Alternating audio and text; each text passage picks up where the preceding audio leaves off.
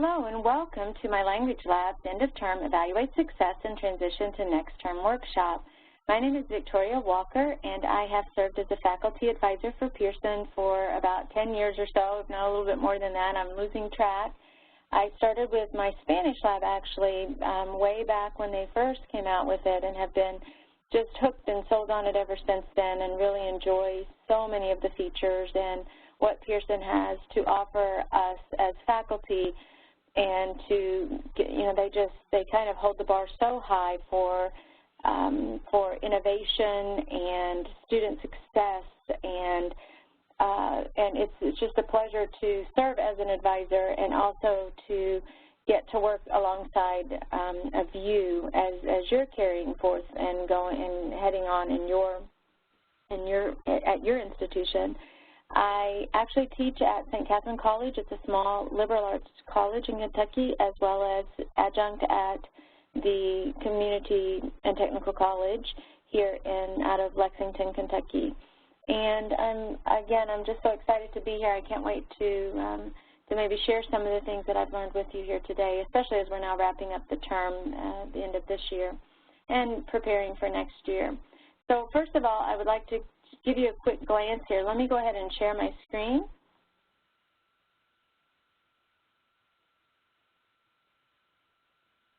And let's take a look at the agenda. Just a few things that we will plan to cover in the next hour or so, 45 minutes. We're going to look at results. So we're all interested in that. We're going to see how we can measure our student success. Again, that's something that we always have to have in the forefront of our minds as we're teaching. It's not enough just to step into the classroom and teach as we please. We have to be so goal-oriented and intentional about the methods we use and exactly how we're going to measure whether or not we have achieved our course objectives and what are the measurable outcomes. And my language labs will certainly help us with those endeavors, and they will kind of put the meat to the bones of what we're after here. And offer us something substantive. We can actually measure qualitatively or quantitatively. Qualitative results would be simple questionnaires, for example, that we may push out to students to see what their personal reflective experience has been with the product or with a particular activity or drill, whereas the quantitative results, you can see there are so many listed here as examples. This is where MyLanguageLabs steps in and say, hey, we can snag some of this data for you, and we can help you to analyze the data and figure out what we can do during the term to help improve retention and student success along the way, as well as at the end of the term we can begin to analyze particular groups of data or activities or exams or course grades and so forth, in order to see if we've achieved our objectives and then make changes, informed changes, using this data to make changes for the following term. Of course, as we transition into the next term, we want to figure out how we tie up all the current loose ends that we may have, discuss for a moment what actually copies as we prepare to launch for the next term, what copies in a particular section or that you have, and then as well as how to create those next sections, whether we copy from a template, copy from an existing course, and then we'll make sure that we can change over those due dates, make some alterations there. They're very quick and easy to do as we prepare for the following term. I'm going to buzz down here to, let me see if I can find page 18 very quickly. Oh, I went too far. There we go. There we go. I do want to mention that today's workshop is available as an opportunity for you to earn CEU credits. As a matter of fact, it's a wonderful setup that we have in place for you to simply listen, attend this workshop. You're already here, and then we give you some projects that are quite meaningful for you to do. In other words, we're going to talk about it, you're going to learn about it, you're going to see some cases here, some modeling, and you're going to see how we do it, but then you get to give it a try. And it's not just something that's superfluous or kind of otherwise a waste of your time, but it's very important and pertinent to you as you do plan for the next semester. So you can do some of the projects after the fact. We have you do a project which should take, I don't know, I think it's maybe an hour, hour and a half, something like that. In addition to the workshop, you submit that, and it's scored on a rubric. Matter of fact, in your actual guide, the participants guide that you have, there's considerable information about that and what's necessary to do that, how it's assessed, and where you actually email your completed project. But I think you'll find that having attended the workshop and then making application of what you've learned in a way that is highly personal for what you need, where you teach, the courses that you teach at your institution, then you will come out earning credit. You can show that to your coordinator, to your department chair, your dean, so that you can show such intention on your part to continue to improve professionally in using this product, MyLanguageLabs. The best thing about this workshop is that what I'm so excited about is that I get to partner with Pearson and have them help me create a report to show in written, data-oriented presentation that my students indeed are achieving the course objectives and that I have measurable outcomes set in place. So I'm so delighted. I'm partnering, as a matter of fact, with Pearson right now for 2 online courses that I'm teaching at St. Catherine College. And we're looking at my course, and it's just the first semester I've launched, but we're coming at it from all angles and trying to decide, hey, what works? Did I do what I wanted to do? And I'm so excited to see what they're going to help me with as in terms of that.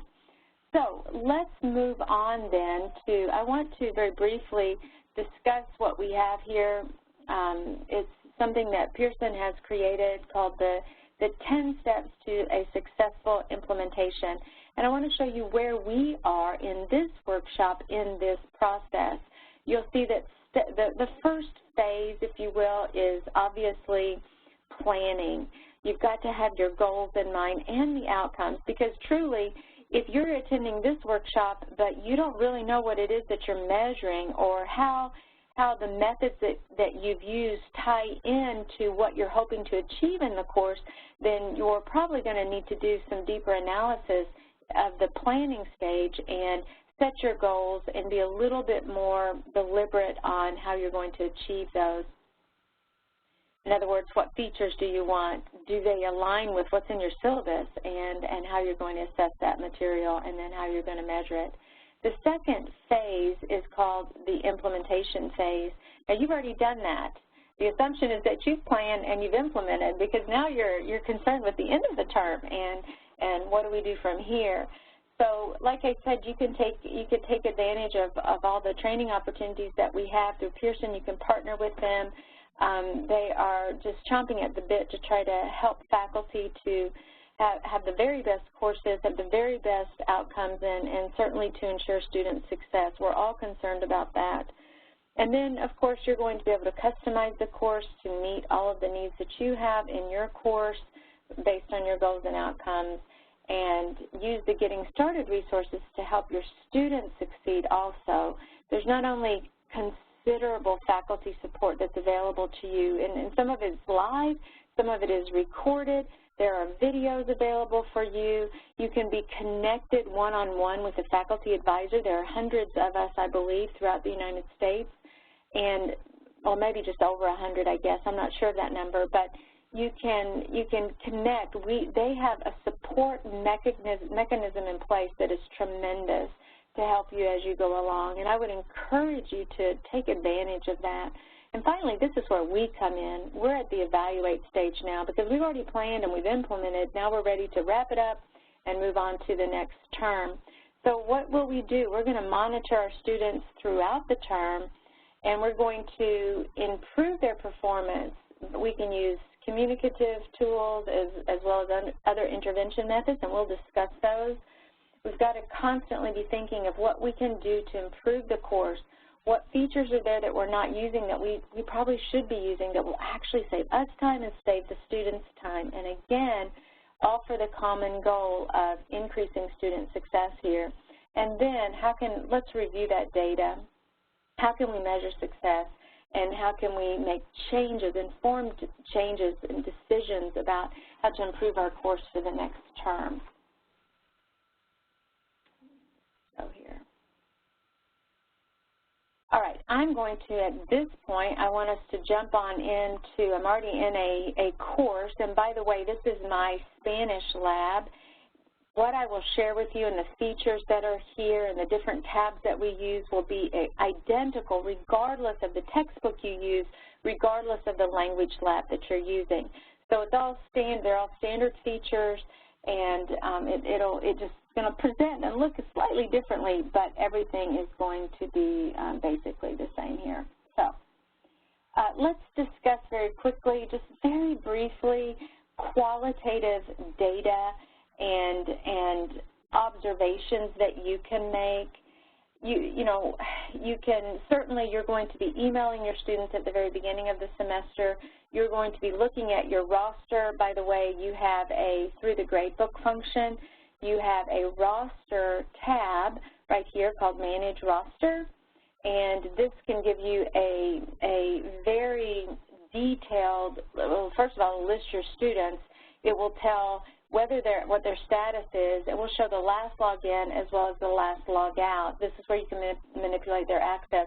Now, I'm using a section that has 0 student enrollment because I have to be very mindful during a workshop like this that I don't share student data and grades and their notes and so forth, that they're academic records. I'm not allowed to share those. So I'm in a course that normally when I click on this, it just completely populates. There's 20 students listed, and it shows me, this information is what's most important. It shows me this, the last login and last log out. I use that to push information to them, and I'm constantly looking at this. Sometimes I need to deny access if they have some issue at their college or institution or university. But otherwise, well, let's go back to today's view, and along these lines of what's available through the course roster, I want you to make sure that you've been aware all along the way that you have a notifications panel. It's right here in the middle of your screen, and you have several alerts that are going to help you. And this one is of particular importance for us as we're dealing with retention more early on in the term, but it will show you a list of the idle students. You can actually set that feature to be however many days you want. In my class, I do 4 days for an online class because I have 2 days of assignments, so I figure they're going to have to be in. Everyone needs to be in every 3rd or 4th day in 1 week. So if they're not coming in, I want to know, and I want to be able to reach out to them at that point. And I want to make sure that students are taking ownership of their learning. So sometimes early in the semester, it's just a matter of giving them reminders, emailing them, using the announcements function here. You manage all, and then you can create an announcement to push out to your students simply by clicking Create Announcements and going from there and setting the restrictions, the dates, and whatever that you want. I always keep mine up all throughout the term. I don't set date limits on there for them to disappear or go hidden. I let them see it all the time. But there are all kind of ways that you can actually then also seek qualitative feedback from your students. I like to use SurveyMonkey. It's anonymous. I can compile the results as I want.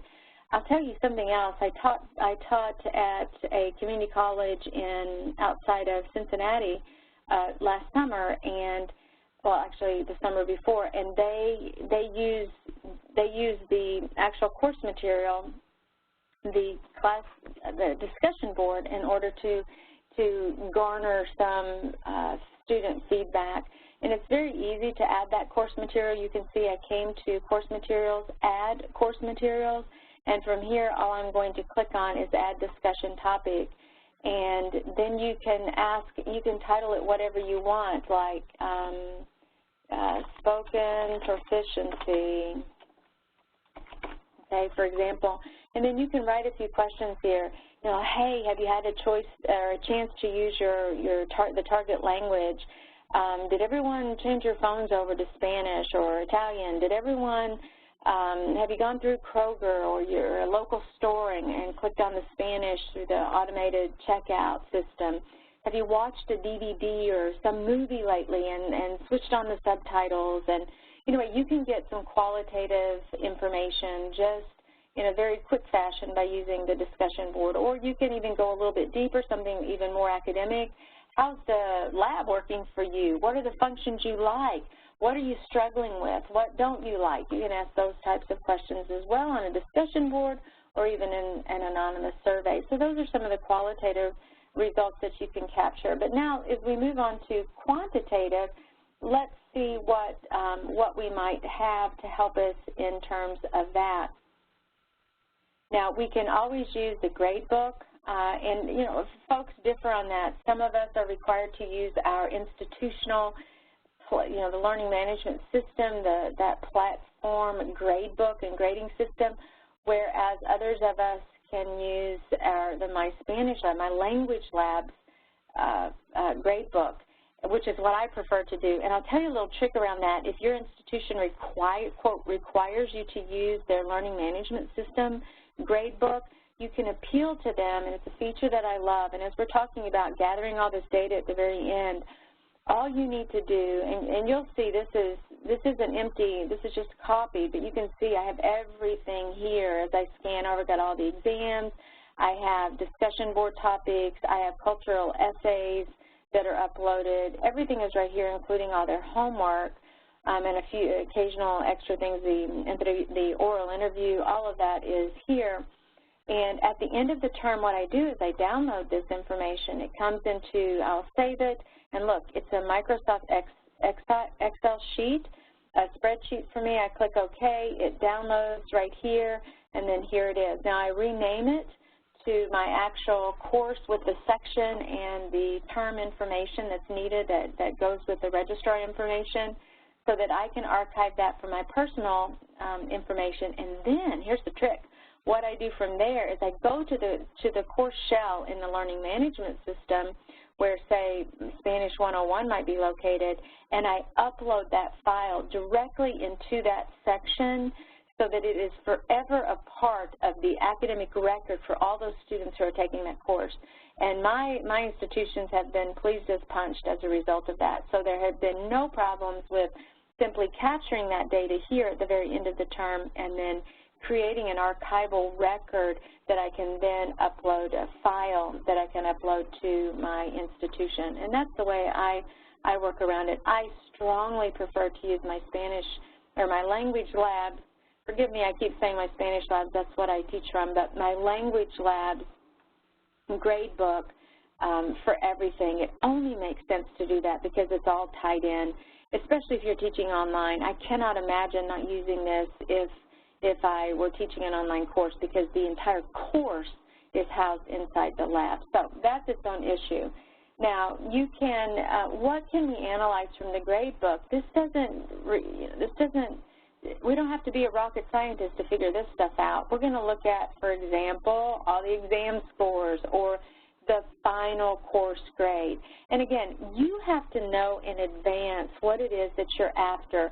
Let me give you a peek. I haven't pulled it up just yet, but I'm going to give you a peek at my syllabus so that you can see right off the bat what it is that I'm looking for. And here I'm going to go to my syllabus here. Let me give you a peek of this, and this will make a little bit more sense for us now.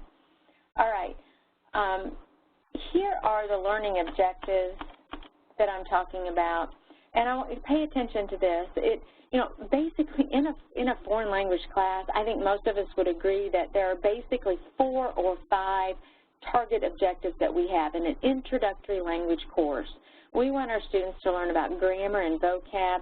We want them to develop their listening and speaking skills. We want them to be able to read and write in the target language about target subjects and topics. And we certainly want to advance their understanding and awareness of the culture that's involved.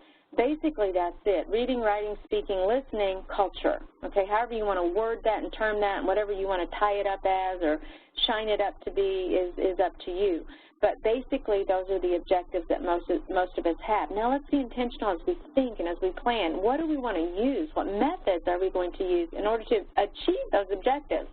We can't just be shooting in the dark here and just say, oh, I'll have them do a few SAMs, student activity manual activity assignments, or a few homework assignments. No, we have to be very intentional about what it is that we're measuring so that we can then later in the term produce results that show us that these methods are measurable, these outcomes are measurable, and now we can see, did we achieve our desired goals or not?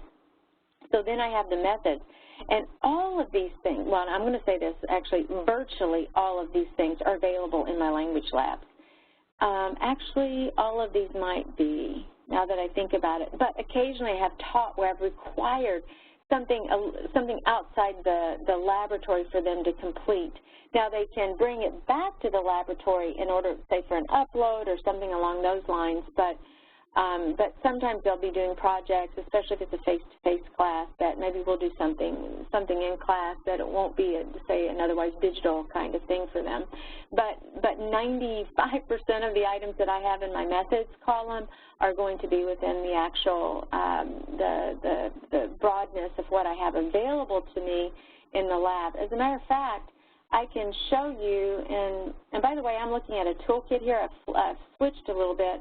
But this toolkit is available on the MyLanguageLabs main page. If you look under educators, like Get Trained for Educators, you're going to find this toolkit, which is an incredible document. It's lengthy. There's, there are about 32, well, I don't know, this is a slide deck, actually, so I'm not sure how many pages are in that toolkit, but my goodness, it's got a wealth of information for you.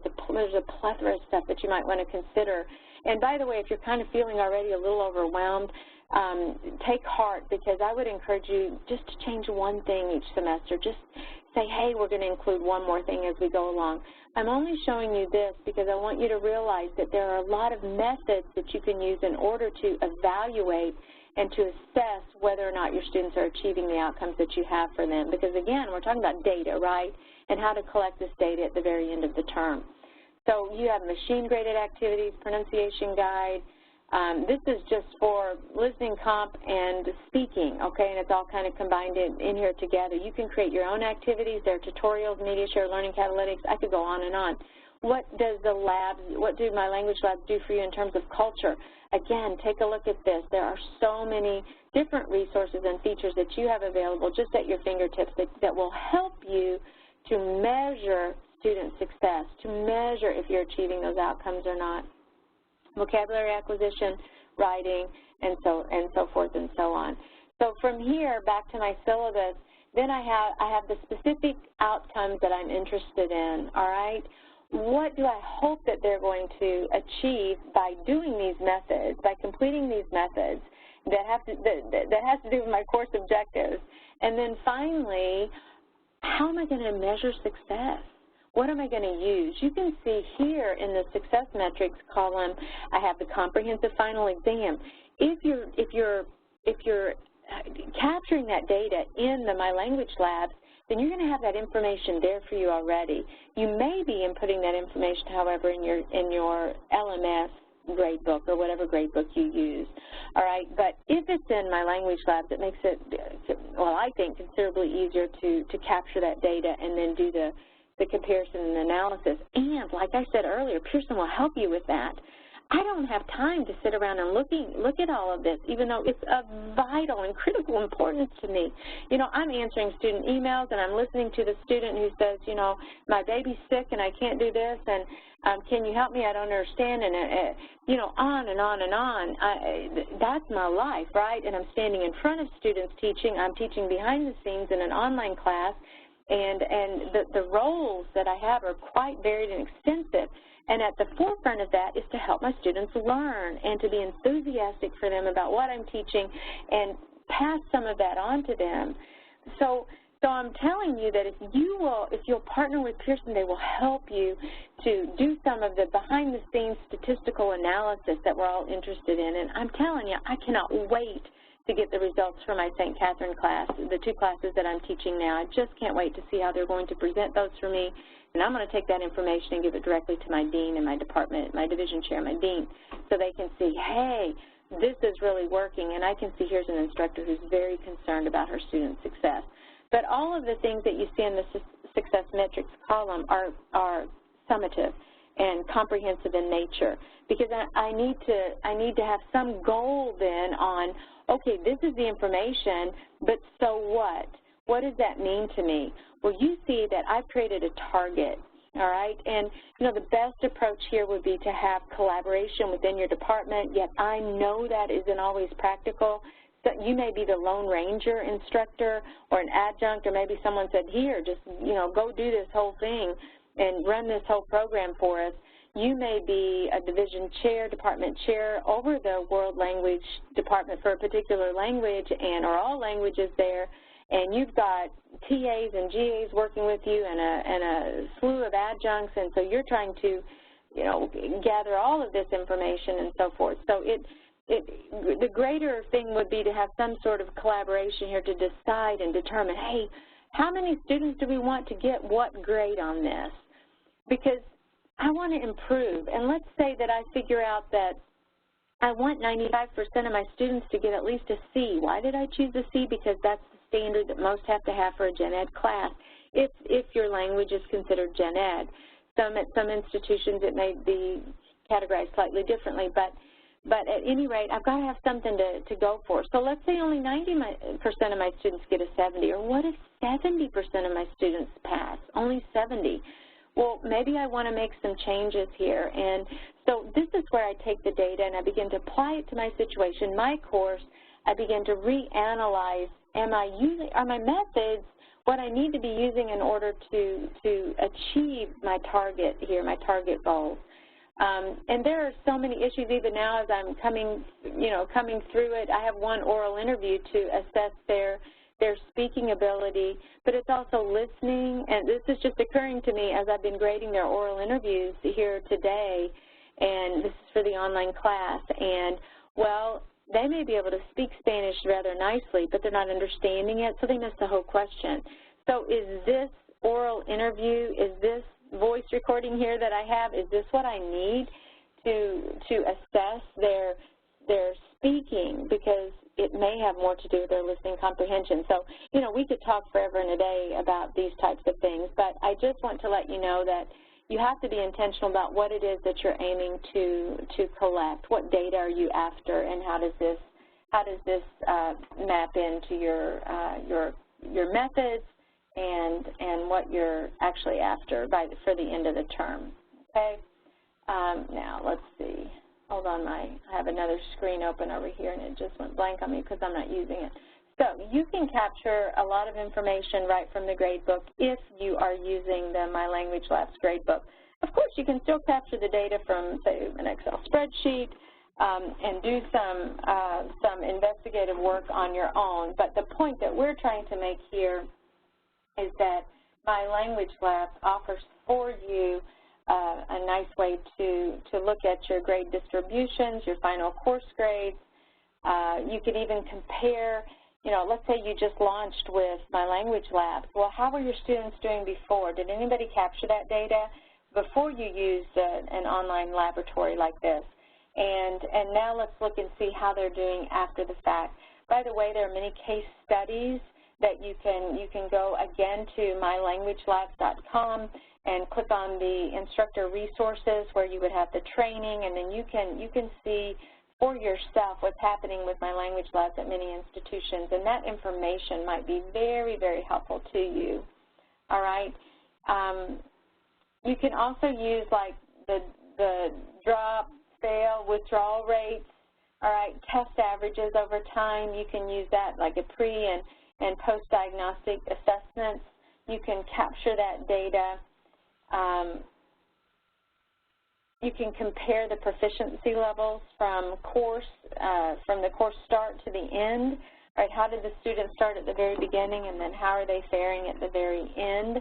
Some of the information that you might be able to snag. A few of the other quantitative measurements that we have, There are lots of reporting functions available to you, and let me go back to the gradebook again to show you how to access those. Very simple. You can see right here, reports, okay? I'll go back to today's view in just a second and show you that, but since we were talking about the gradebook and some of the information that's available here in the gradebook, I want to keep you here for a moment. So I'm going to click Reports, and you'll see there are just a couple of types that I could run. I could do performance reports, or I could do a question analysis. This is particularly important if you want to kind of see, hey, how are they doing on the questions, and which question is really stumping my students, or where did they snag up. Now, again, I know we are aiming this particular workshop for how to wrap up the end of the term and how to plan for the next one, and certainly these things along the way are going to be what you need to be thinking about and considering. But a lot of the information when it comes to reporting and all this data that we can collect really is applicable also during the term. It can be very helpful for retention and giving students the feedback that they need to succeed. You can do an activity results by student. And here what you would do is you would select the activity that you're interested in.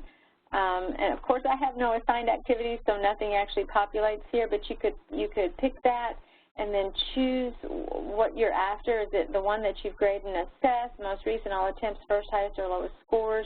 You can do it in that way, and then it will populate the entire list will come up for you. You can also choose to look at activities by sections. And again, I have no sections, but generally a whole list of student names would appear, and I would simply check the students that I want to run the report on. You can choose your dates.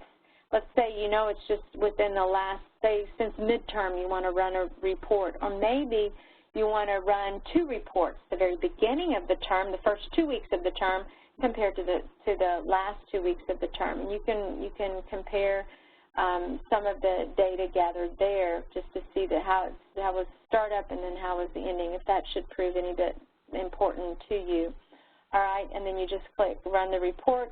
It also allows you to save the settings to your reports and then save each report after the fact. It'll come up in a document that you can use. Now let's go back to another type of report that we can run. So by student, by activity. This one's particularly helpful, I think. It's a study plan results, because there are study plans that are available. And again, you won't see them here, but each chapter has like a pre and a post test, kind of a built-in study plan that you can do, and I think those are very, very helpful. Another one that I really like, let me go to course materials and I'll show you that way. That way you'll have a little bit of a better picture here. What I like is and I'll just start with, let me just start with the capítulo preliminar, the first preliminary chapter here. You have a readiness check, which is available in all the titles, I believe, or at least most of them, and that's going to give your students a good idea of whether they know the grammar or the structure for that particular chapter that's ahead. What I'm wanting, though, is, this last chapter. There is a kind of like a practice test for each chapter. I love this test. It's like 50 questions per chapter, and it's going to show me the grammar, and so the structure and the grammar and the vocab for that chapter. Now, it does not assess listening or speaking. It also doesn't, indirectly, technically it might test some of their writing as they're putting down a few verbs in the blank. It's not all multiple choice. It might be fill in the blank, but it's a great indicator. I like to use this practice test, and I like to even push to my students, hey, what is the score in your first attempt on the practice test? If you scored a 32, that probably means you need to do considerable remedial work and review work before you take the actual exam. Because a lot of times students will perform on the practice test as they're performing on the exam. So you could compare the results along the way of how did my students do on their practice test versus the exam that they took. You could take the last attempt on their practice test even and then their exam submission. You could take data from all the practice tests and compare to all the exams, and then of course the final summative exam, the comprehensive exam that you may be doing as well. So that's a good activity. I found that's a very good activity to use as a comparison. I like to use that one. I like to see how they're doing, and I can examine that from I can do a question analysis on the practice exam. And then, say we have a course or the chapter exam next week, and they've taken the practice test, I can quickly run a report for myself to see what question was missed the most, or several questions, and then that will help. That kind of dictates what I'm going to teach. It's wonderful for a flipped model classroom, but that's going to influence what I teach and what I lecture over, what I'm having the students do the following class, because no doubt if they're all scoring 20s on one particular question, then the question, I need to look at it, or it may mean that the students need additional information on that. So you can from the grade book, that's where we were, you can run those types of reports during the term, and certainly you can use this reporting function to collect the data that you're going to need at the end of the term to help you decide, hey, where are the holes? What chapters did the students really kind of fall apart in, and why? And can you determine why? Is it because everybody got sick in February? Is it because everyone was worn down by the 4th chapter and everybody's trying to figure out, now I've hit a brick wall? I have found that in my Spanish classes, about the 3rd chapter, many of my students have had Spanish in high school, and so they're floating along a little bit, and by golly, we hit chapter 3 and the vocab shifts a little bit, like maybe it's buildings on a campus or professions or something that they never had in high school, and suddenly they've not been really applying themselves or studying very hard, and suddenly they're faced with, whoa, what just happened? So sometimes my scores dip as a result of students who have been floating along, and suddenly they realize, yeah, I really do have to study for this class. And, anyway, it's helpful to analyze along the term and certainly at the end to see what's going on and what can I do differently. And that's really the name of the game here, right? It's not enough to say, here's the data, here are the results. Why are we collecting data? Why do we want the results? We want this information so that we can improve our course and increase student success. That's the motivation on our part. We want them to succeed, and we want to be able to measure that and show that. It's not just for the sake of collecting data. It's got to be, that has to be important to me as an instructor. I've got to want this material in order for, to even begin to collect it and so forth. So here's the question analysis that you could choose that I like to use for, I also use this for exams, for after the fact. After the exam, say I could take the final exam results and I could say, okay, this percentage of my students missed. You can see how you can pick exams here, and again, these have to be in the lab that the data is being given and where the tests are, so we could look at each question. But from there, I could decide, okay, these are the topics that the students missed, and I need to make sure that I do something differently next term.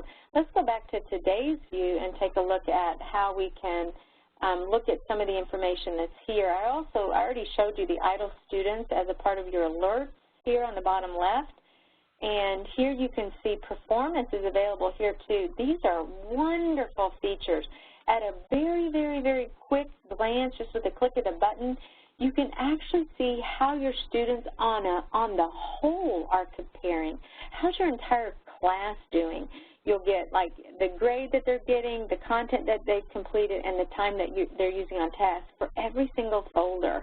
And this is the way it's situated in your course materials. You'll see it all. So it's really kind of helpful information for you to see. It's nice to see those higher scores, and they are averages and so forth, but it's a good little indicator of, where do we dip here in the semester, and what can I do next semester that would be different and to help them a little bit better. You can also see it by the student. Extremely important. I use this a lot. I kind of think, this kid's not doing so well. What's going on? So sometimes I'll come over here and I'll say, no wonder.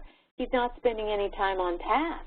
He's not coming into his course. He's not he's not actively engaged with the material. So it will give a whole list of your students, the grade, the content completed, and this is everything, by the way. This is absolutely everything that you've assigned that's here in your course. So it can be similar to the gradebook, but it's a good, quick, easy link for you to hit as you're coming in. So that's the quantitative results and measurements that you have. Now, what do we do to transition our course to the next term? You know, we've got to kind of tie up all the loose ends. I already mentioned to you that I use the gradebook download function within my language labs. That's because I'm using the actual gradebook. So it's very easy for me to do that, to download those grades and so forth and upload them elsewhere. And then I want to keep track of any changes that I'm making in the session, in each section, so that I can know what edits I need to make for the following term. All right? Now, let's go through the process. So let's say that I'm going to take you back out to my home page here. All right, and here you have my templates. We were in this one, by the way. We were just in the MSL demo. But here I've got two sections, and you can see I have some options that I can do as I'm preparing for the next semester. I can actually copy this particular section over as another section. And if I do that, I just click Copy Section, and it is going to be another section. And it's going to say, well, I'm going to change the name because I want to change it all together. And instead of that, I'm going to say St. Catherine College, and I'm going to say Spring. Well, I probably would say SPA 101, Spring 16, Section 01, or something along those lines, whatever it might be. And then I'm going to have my start date, my finish date. This started way back, so I'm going to extend this out. Again, we want to give our students a little bit of time after the course ends, or at least I do, make sure that they have plenty of time to study for the final. I don't want to shut their course off before their final exam or anything like that. And then I'm going to click Copy. And then, oh, sorry, what did I do? The start date cannot be less than. Okay, so let's just go to whatever my current date is. I'm in December now. Let's just say we want to start it tomorrow. Now they'll let us copy it. Now, what copies over? Well, the good thing is that everything you've assigned copies over. So all the activities that you've assigned to the gradebook are there available for you. Anything you've changed, any revisions are there. Your entire gradebook stays set up just as you had it in the section. And what doesn't transfer will be all the student records. So this is a fresh slate for new students to enter in. You won't, records aren't going to get mixed up in here, anything of the sort. Now you can see that it does take a while to process, but the good thing is that I already have my course ID, so I can go ahead and push that out to my students for the upcoming semester. I can easily do that, or to my GAs or TAs and let them go ahead and get active in their course. Sometimes it's just a matter of refreshing the page before it comes as, nah, it may be that I have to log out, log back in. I'm not sure how long it's going to take. Generally, it doesn't take that long. At least maybe an hour or two would be probably it's usually very, very fast. Not instant, but because a lot of transferring is going on, but it's very easy.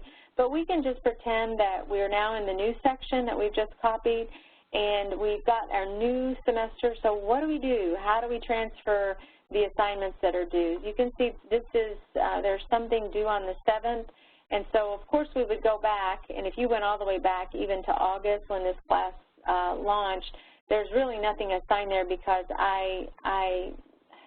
well, I don't think so. I think this was no, yeah, I guess everything is assigned. Yeah, okay, this is perfect, even better. So I actually took I was thinking I had a different template here, but let's just start with October. And here what we're going to do is I'm going to hit the date that I'm looking at. I'm going to show you how to move assignments very quickly. It's so easy. And basically, in order to move something, you're going to have to be in the View Advanced Calendar mode. All right?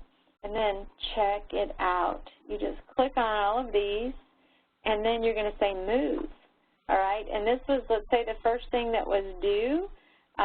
So from here, I'm going to say, okay, this is my one term, and I'm going to go, and you can even use the toggle bar here and go January, and maybe if you know what those numbers are, January 11th, 2016, and let's say we're going to go. You can choose where you want that to appear. What did I do? Find value, place, okay. All right, there it is. It happens to be a Monday. So here you can choose at the top or at the bottom, original date, selected date. So this is where you can go back to after the fact. You can go back to where you just were, which is what I want to do because I want to be in that same week. Then you click Save, and all those assignments that I had to do before are going to appear right here. You can see I just moved 16 of them. So in order to adjust an entire semester, and let's go see what that looks like from today's view. You'll see all of those transferred to January the 11th. It maybe takes a half an hour, something like that, but it's not like you have to go and recreate the wheel here. You already know the activities you like, so all you have to do is copy your section or create another section from an existing template that you're working from, and then boom, you shift them using the advanced calendar function, and all of your assignments are now transferred over. All right. Let me see.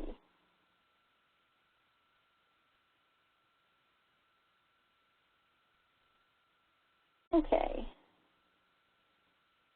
Hold on one second. I'm scrolling through another document to try to just come up on something here as I chat with you about these things. I don't want to forget anything. I think I have it, actually. I think we've basically looked through the what the functions are, what the reporting mechanisms are, what you can do, how to create a new course and section, and what goes to the next term, how to assign new due dates to your to the assignment simply by switching them over using the a move function. It's almost like cut and paste, really. And then from here, I would then just encourage you, as we're wrapping up today's workshop, to, again, if you have any questions along the way, please, by all means, reach out to your Pearson representative. Try to get a hold of a faculty advisor. You can certainly contact me. I'll be so happy to help you in any way that I possibly can. I really do encourage you to complete and submit the post-workshop project so that you can earn CEUs and you can get an acclaim badge for course reporting. You know, it's otherwise an easy way to do something now that you're going to do anyway, but somehow you receive a little bit of accountability. As well, you receive some more intentional support that will help you and your students to do your very best. Let me take you to this page. This is the MyLanguageLabs. Let me back it up here, and you can see I just hit MyLanguageLabs. You're probably quite familiar with this page. And here's where you're going to go for extra information. You can hit the Get Trained button. You know that planning toolkit that I showed you? Well, here's the link for that, okay? You've got, these are the How Do I videos, implementation guide. Let's say you wanted to sign up for one of these workshops that, you signed up for this one and you want to sign up for another one, but you can't make the time that's there. Well, guess what? There are pre-recorded sessions available for you. You might even hear my voice again. You can also get additional online training. Let me tell you, it's all here for you. Connect with other users, other faculty who are using it, how to get your students started, all these videos. It's all wonderful, and it's all right here for you. So I would encourage you to use these resources, reach out to us, complete the workshop project so that you can get some CEU credit, and then that also puts you in the link with another faculty advisor. So again, blessings to you on your course, on your transition. I hope you found this information very helpful to you. Maybe it stimulated your thinking a little bit. Maybe you're thinking, wow, I really need to be a little bit more intentional about what it is I want my students to do. And it's not enough to say I just want them to speak the target language. How am I going to assess that, and is it measurable? And what methods am I using to make sure that they're doing this, or that they're improving this skill? So I'd be happy to share my syllabus with you. All you have to do is reach out. My email is zwalker1@outlook.com. Again, my name was Victoria Walker. There is also a brief survey at the conclusion of this workshop. I would love it if you would fill out that survey. Just take a couple of minutes to let us know what you think about the information that you've had here today. Is there anything else you need us to do for you? How else can we be of service for you? Again, I couldn't, I'm such a supporter of the product that we're using, but you know, I'm also faculty just like you. So I'm on the front lines of student issues, any complaints, any praises, it's, you know, I'm right there with them, and I'm kind of in the trenches, yet I also get to say, hey, these are some wonderful features that we have here in MyLanguageLabs, and I'm so grateful that I'm actually using this. It has so much more for us than, and even for me, than I could even dream of using. There's so many functions here, and again, if you're kind of feeling overwhelmed, take heart, because maybe what you need to do is just get your syllabus straight and decide what are my objectives and how am I going to measure them, and what data am I going to collect at the end of the term. And then from there, begin to add in, think about the methods that you're using. You don't have to eat the whole pie at once. You can actually take it a slice at a time. So that's what I would encourage you to do. So many blessings, and this does conclude our end of the term workshop. All right, bye-bye.